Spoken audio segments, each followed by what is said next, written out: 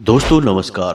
कुंभ राशि वाले मेरे मित्रों, आप सभी का आज के ज्योतिष के इस बेहद ही अद्भुत और आपके जीवन में निश्चित तौर पर बड़े बदलाव लेकर आने वाले इस विशेष कार्यक्रम में बहुत बहुत स्वागत है। हृदय से अभिनंदन है।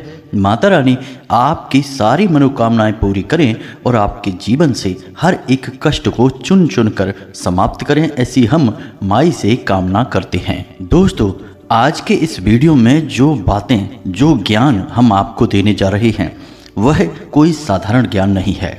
इस ज्ञान ने हजारों लोगों का जीवन बदला है, उनके कष्ट समाप्त किए हैं और उनकी मनोकामनाएं पूरी की हैं। तो इस ज्ञान को आप बिल्कुल भी हल्के में मत लेना। दोस्तों, हम जानते हैं कि आज के इस समय में आपको एक ऐसे विशेष और चमत्कारी ज्ञान की आवश्यकता है जो आपकी हर परिस्थिति में मदद करे और आपको कामयाब बनाए। जी हाँ दोस्तों, तो ये वही ज्ञान है। तो अब ध्यान से सुनो। इस एक चीज को आपको सोने से पहले अपनी तकिए के नीचे रखकर सोना है। इस नवरात्रि में आपने यह कार्य यदि एक दिन भी कर लिया तो निश्चित तौर पर आपको विशेष दैवीय कृपा प्राप्त होगी और आपकी कुल देवी, चाहे आपने उन्हें कभी पूजा हो या ना पूजा हो, आपकी ओर खिंची चली आएंगी और आपको सपने के माध्यम से दर्शन देकर आपके सारे दुख, सारे कष्ट समाप्त करेंगी। जी हाँ दोस्तों, इस एक चीज की महिमा इतनी बड़ी है और इसका प्रभाव इतना विशेष है कि इसे जन साधारण से छुपा कर रखा जाता है। इसे सामान्य तौर पर किसी को नहीं बताया जाता है, क्योंकि यदि सभी लोगों के पास यह एक चीज का ज्ञान पहुंच गया, बहुत सारे ऐसे लोग भी होंगे जो इस ज्ञान का दुरुपयोग भी करेंगे और दूसरों के जीवन में हानि भी लेकर आ सकते हैं। तो अब निश्चित तौर पर आपके मन में भी यह सवाल उठ रहा होगा कि आखिर ऐसी कौन सी चीज है और अब तक आपको इस चीज के बारे में किसी ने क्यों नहीं बताया। तो दोस्तों, हम आपके दूसरे सवाल का जवाब पहले ही दे चुके हैं कि इस चीज के बारे में जन साधारण को लोग बताते नहीं हैं, छुपा कर रखते हैं। बहुत ही विशेष परिस्थितियों में लोगों को इस एक चीज के बारे में ज्ञान दिया जाता है। दूसरा, कि यह कौन सी चीज है, तो इसी चीज के बारे में तो हम आगे आपको वीडियो में सारी बातें विस्तार से बताने वाले हैं। इस चीज का क्या महत्व है, इसे कैसे प्रयोग करना है और इसको प्रयोग करने के बाद अपनी कुल देवी का आवाहन कैसे करना है और सपने में उनके दर्शन करने के बाद उनसे क्या कहना है, क्या मांगना है। जी हाँ दोस्तों, यह बहुत ही विशेष है। अब आपको लग रहा होगा कि ऐसा कैसे हो सकता है। तो दोस्तों, यह हम नहीं कह रहे हैं, इस एक चीज के ज्ञान के बारे में देवी भागवत में स्पष्ट तौर पर वर्णन मिलता है। और सबसे बड़ी बात दोस्तों कि आप तो इसका प्रयोग करके स्वयं देखना। आपके खुद के अनुभव के आधार पर ही इस एक चीज की प्रामाणिकता साबित होगी। आपका खुद का अनुभव ही सबसे बड़ा प्रमाण होगा। तो इससे पहले कि हम आपको इस एक चीज के बारे में विशेष ज्ञान दें, दैवीय कृपा आपको प्राप्त करवाएं, उससे पहले हम चाहेंगे कि आप माँ भद्रकाली को सच्चे मन से याद करते हुए कमेंट बॉक्स में एक बार नहीं 3 बार लिखना, जय माँ भद्रकाली कृपा करो। क्योंकि बिना देवीय कृपा के और आशीर्वाद के कोई भी चीज फलित नहीं होती, यहाँ तक कि जीवन भी फलित नहीं होता। यूं ही ठोकरें खाते खाते जीवन गुजर जाता है। जब तक कि ईश्वरीय कृपा नहीं होगी तब तक जीवन में सद्गति हासिल नहीं होती है। इसी के साथ साथ आप अपना नाम, अपना स्थान और अपने जीवन की मूल समस्या जिससे आप छुटकारा पाना चाहते हैं उसे भी कमेंट बॉक्स में लिखकर भेजें। हम शनिवार के होने वाले सर्व मनोकामना पूर्ति हवन में आपके नाम से आहुतियाँ कराएंगे और आपके नाम की अर्जी माई के दिव्य दरबार में लगा देंगे। फिर आपके जीवन की समस्या माई की समस्या हो जाएगी। इसी के साथ साथ माई के इस दास का आपसे एक छोटा सा निवेदन और है कि यदि आप चैनल पर पहली बार आए हैं तो आप हमारे और माई के दिव्य परिवार के सदस्य बन जाइए और इस चैनल को सब्सक्राइब करके बगल में जो घंटी का निशान है इसे भी अवश्य दबा दीजिए।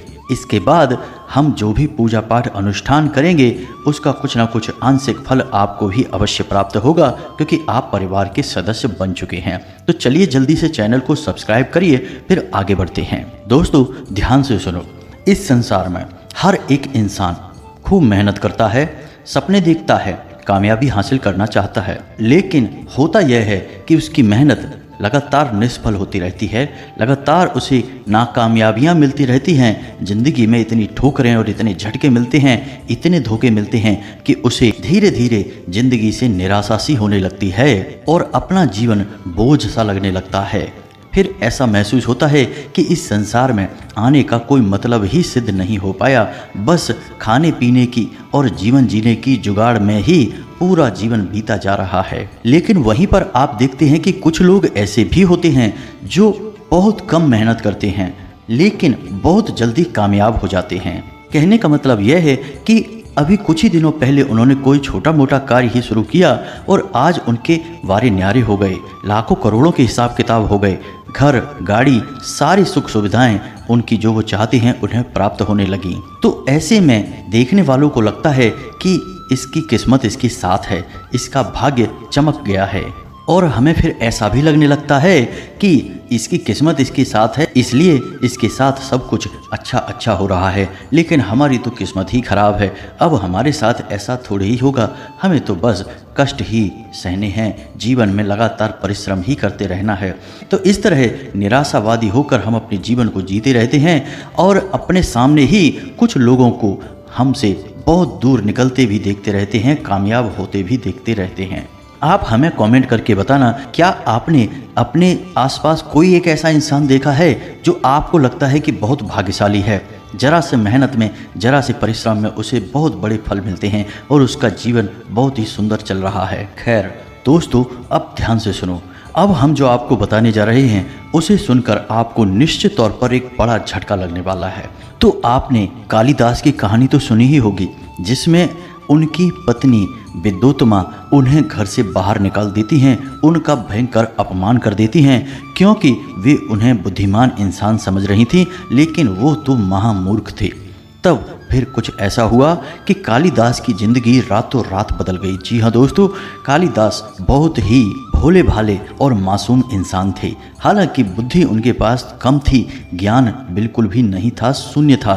फिर भी इतने अधिक अपमान को वे सह न सके और वे सीधे माँ काली के मंदिर में गए और उन्होंने माँ की आराधना प्रारंभ कर दी, और जिससे माँ उनसे प्रसन्न हो गई और माँ ने उन्हें वरदान दे दिया, जिसके बाद उन्हें संपूर्ण ज्ञान हासिल हो गया और उसके बाद बने वो महाकवि कालिदास। तो वही कालिदास जो पहले दुर्भाग्यशाली थे, मूर्ख थे, बाद में दैवीय कृपा प्राप्त होने से बन गए महाकवि कालिदास, जो कि महाज्ञानी थे।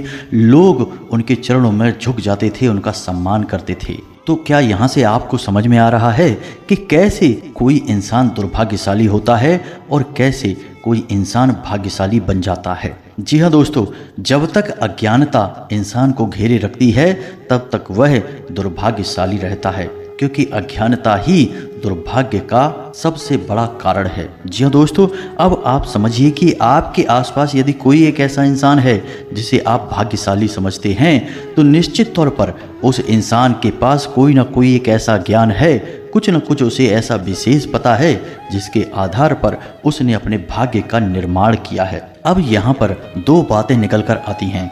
एक तो यह कि आप कुछ विशेष ज्ञान हासिल करिए, फिर उसका प्रयोग करके अपने जीवन को बदलिए, अपने भाग्य का निर्माण करिए।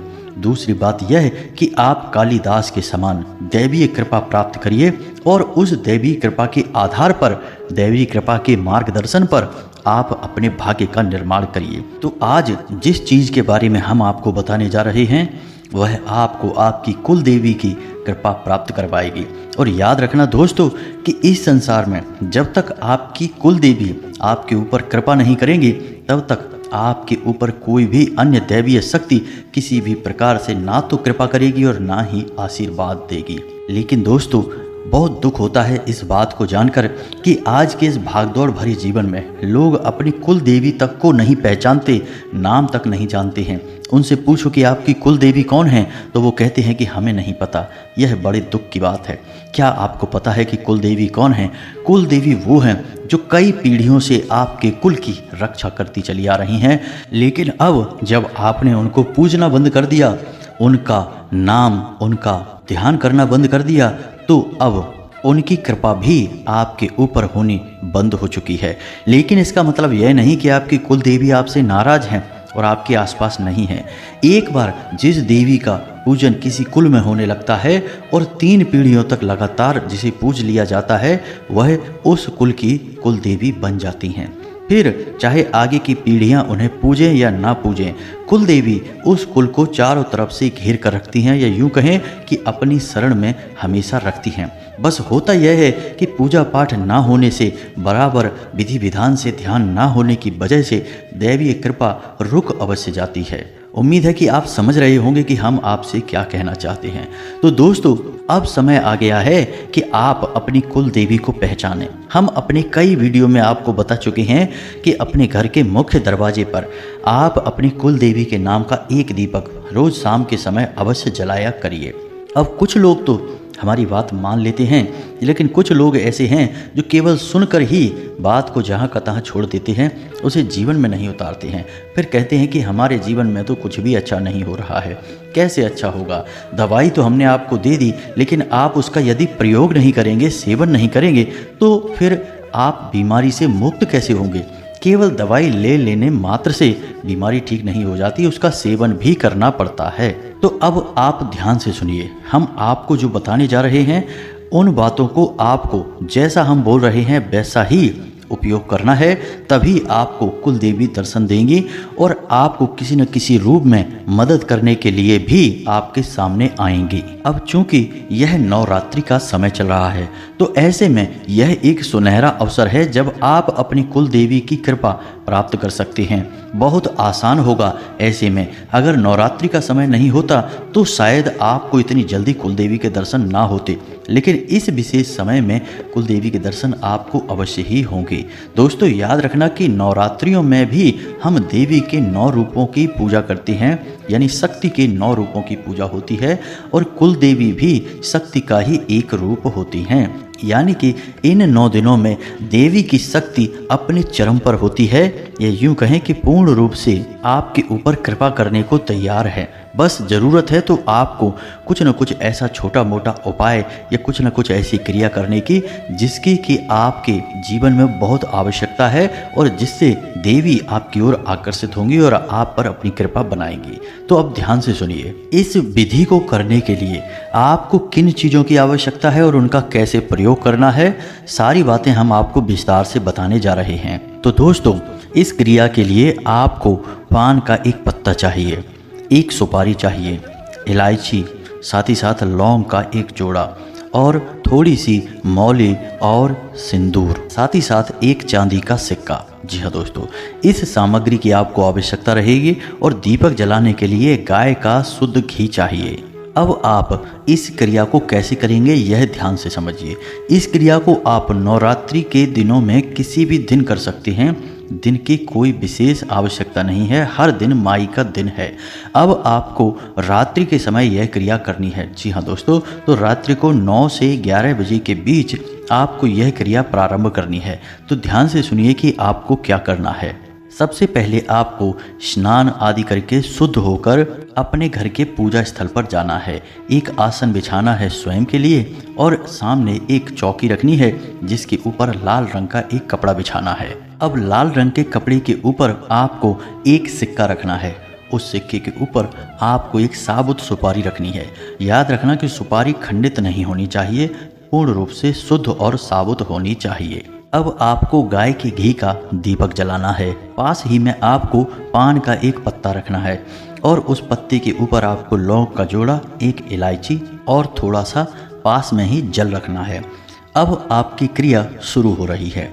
तो सबसे पहले आपको हाथ जोड़कर माई के रूप का ध्यान करना है। जी हाँ दोस्तों, जिस भी माता का आपके मन में स्मरण हो जाए उसके नाम से ही आपको ध्यान करना है। फिर आपको अपनी कुल देवी के बारे में विचार करना है और अपनी कुल देवी को याद करते हुए उनसे कहिए कि हम आपका आवाहन कर रहे हैं। आप जहाँ भी हों, आप यहाँ इस आसन पर विराजमान हो जाएं। हम पूरे भाव के साथ अपने पूरे परिवार की ओर से आपका आवाहन कर रहे हैं, आपका पूजन कर रहे हैं। अब आप उस सुपारी पर थोड़ा सा जल अर्पित करिए, कुछ बूंदे जल की अर्पित करिए। उसके बाद मौली अर्पित करिए, यानी कि वस्त्र हैं वे माता के। अपने मन में ऐसा भाव रखिए कि माई को आप वस्त्र समर्पित कर रहे हैं। अब सिंदूर लगाइए और हाथ जोड़कर माई से कहिए कि माई आप अपना श्रृंगार स्वीकार करें। अब थोड़ा सा लाल रंग का सिंदूर आपको उस पान के पत्ते पर भी लगाना है और माई से कहना है कि माई आप अपना प्रसाद स्वीकार करें। इसके बाद आपको अपने मन में यह निवेदन करना है माँ से कि हे माई, हम अपने पूरे परिवार की ओर से आपसे क्षमा प्रार्थी हैं। हमसे जो भूल चूक हुई है, हम आपका ध्यान नहीं कर पाए हैं, हम अज्ञानी हैं। अब हमें आप क्षमा करिए और आप अपनी शरण में हमें लीजिए और हम पर और हमारे पूरे परिवार पर अपना आशीर्वाद बनाए रखिए, मार्गदर्शन कीजिए। इसी के साथ साथ आपको कहना है कि हे देवी, आज रात को आप हमें सपने में भी दर्शन देना, क्योंकि हम आपके वास्तविक रूप से पूर्ण रूप से अनजान हैं। तो आप हमें यदि दर्शन देंगी तो हम आपका पूरे विधि विधान के साथ पूजन प्रारंभ कर पाएंगे। बस इसी प्रकार का भाव आपको अपने मन में प्रकट करना है और उसके बाद थोड़ी देर वहीं पर आसन पर बैठे रहना है, माई के बारे में ध्यान करते रहना है। बस थोड़ी देर बाद आप वहाँ बैठें और उसके बाद जब दीपक शांत हो जाए, क्योंकि दीपक शांत होने से पहले उठना अशुभ माना जाता है, तो जब दीपक शांत हो जाए तो उसके बाद जो पान और उसके ऊपर इलायची और लौंग जिसे आपने माई का प्रसाद बनाकर अर्पित किया था, उसे आप उठा लें और उसे समेट कर लपेट कर उसके ऊपर मौली लपेटें और उसे आप सोते समय अपनी तकिए के नीचे रखें। पूरी शुद्धता के साथ, मन के विचारों की शुद्धता और आपकी शारीरिक शुद्धता के साथ आप सोने के लिए जाएं। और जब आप सोने के लिए जाएं और आपने तकिए के नीचे वह सामग्री भी रख रखी है जो कि माई का प्रसाद और आशीर्वाद है, अब आपको अपने मन में यह विचार करना है कि हे माई, आप जो भी हैं, जैसी भी हैं, हमें सपने में दर्शन अवश्य दें। हम आपका पूजा पाठ प्रारंभ करना चाहते हैं और अपनी भूल चूक के लिए क्षमा प्रार्थी हैं। ऐसा भाव मन में प्रकट करना है और बस सो जाना है। अब ऐसा नहीं है कि आप फ़ोन देख रहे हैं, मोबाइल देख रहे हैं, किसी से बातें करने में व्यस्त हो गए हैं और साथ ही साथ आपने यह भी एक फॉर्मेलिटी जैसा कर लिया, बात कर ली, माई को याद कर लिया और सो गए। ऐसे नहीं होगा दोस्तों। सारा खेल भाव का है। आप जितनी गहरी भावनाएं प्रकट कर पाएंगे उतना ही जल्दी माई आपको दर्शन देंगी। अब हो सकता है कि 1 दिन, 2 दिन या बहुत अधिक से अधिक 3 दिन, 3 दिन के अंदर आपको 100% माई के दर्शन होंगे। यदि माई के दर्शन नहीं हो पाते हैं तो किसी न किसी प्रकार से आपको 100% यह प्रमाण तो अवश्य मिल जाएगा कि आपकी कुल देवी कौन है। और जब आपको प्रमाण मिले तो आप अपनी कुल देवी की घर में स्थापना करिए, उनकी पूजा पाठ प्रारंभ करिए पूरे विधि विधान के साथ। ना केवल स्वयं बल्कि आप अपने परिवार के अन्य सदस्यों को भी, सभी को इस पूजा पाठ में शामिल करिए। कोई हो सके तो विशेष अनुष्ठान भी करवा लीजिए पंडित जी से सलाह लेकर। इसके बाद आपके जीवन की हर एक समस्या कुल देवी खुद ही समझ लेंगी। जी हाँ दोस्तों, जिन लोगों के ऊपर कुल देवी की छाया है, सबसे पहला उनके घर से अनिष्ट नकारात्मक ऊर्जा दूर भागती है। नज़र, टोना टोटका, काली क्रिया, तांत्रिक क्रिया, जो भी कुछ आपके ऊपर किसी भी प्रकार से काम कर रही होगी, सबसे पहले आपको उससे मुक्ति प्राप्त होगी। और दोस्तों, यही सारी नकारात्मक ऊर्जाएं ही तो आपके जीवन की बाधक हैं। इनसे आपको मुक्ति मिले तब तो आपके जीवन में सद्गति आए। तो सबसे पहला कार्य तो यही होगा। उसके बाद फिर आपकी जो ग्रहों की परिस्थितियां हैं जो आपको परेशान कर रही हैं, अनुकूलता नहीं है, वह आपके ऊपर प्रभाव डालना बंद कर देगी। दोस्तों, याद रखना कि कुलदेवी का महत्व हमारे शास्त्रों में बहुत अधिक है। प्राचीन काल में बड़े बड़े राजा महाराजा भी कुल देवी की आज्ञा के बिना कोई छोटे से छोटा कार्य भी नहीं करते थे। तो आप समझिए कि यह कितनी बड़ी महिमा है।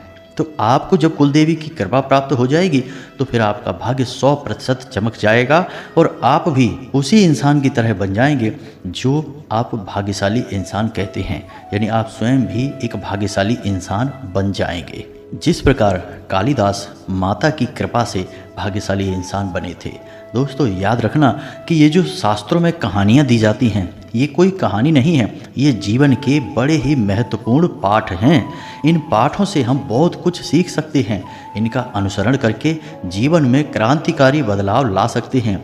तो आप इन बातों को हल्के में बिल्कुल भी ना लें। और हम आपके जीवन को बदलने के लिए बहुत अधिक परिश्रम करते हैं, मेहनत करते हैं। इस बात का आप ख्याल रखें और जो हम आपको बताते हैं वह बहुत ही गंभीर बातें होती हैं, तो उन्हें अपने जीवन में उतारें और चमत्कार अपनी आंखों के सामने होते हुए देखें। उम्मीद है कि जो बातें हमने आपको बताई हैं वो आपको अच्छी तरह से समझ में आ गई होंगी। अब कुछ लोग पूछेंगे कि उस पान का क्या करना है सुबह जागने के बाद। तो दोस्तों सीधी सी बात है कि वह निर्माल्य है, यानी कि जब दैवीय सामग्री का प्रयोग समाप्त हो जाता है तो वह निर्माल्य बन जाता है। अब उसका एक ही इलाज है कि या तो उसे किसी बहते हुए जल में प्रवाहित करें या फिर किसी पवित्र पौधे की जड़ के पास उसे मिट्टी में दबा दें। बस यही आपको करना है। अब इसके अलावा यदि कोई और प्रश्न भी आपके मन में उठता है तो आप कमेंट करके पूछें, हम आपके प्रश्नों के जवाब देने की पूरी कोशिश करेंगे। वीडियो पसंद आया तो इसे लाइक करके कमेंट में जय माँ भद्रकाली कृपा करो लिखना बिल्कुल भी ना भूलें। माई की पूर्ण कृपा आपको प्राप्त हो, इस बात से हमें बेहद खुशी प्राप्त होगी और हमें लगेगा कि हमारी मेहनत सफल हो गई है। इसी के साथ साथ आज के इस वीडियो को विराम देते हैं। मिलते हैं अगले ज्ञानवर्धक वीडियो में, तब तक के लिए धन्यवाद। जय माता की।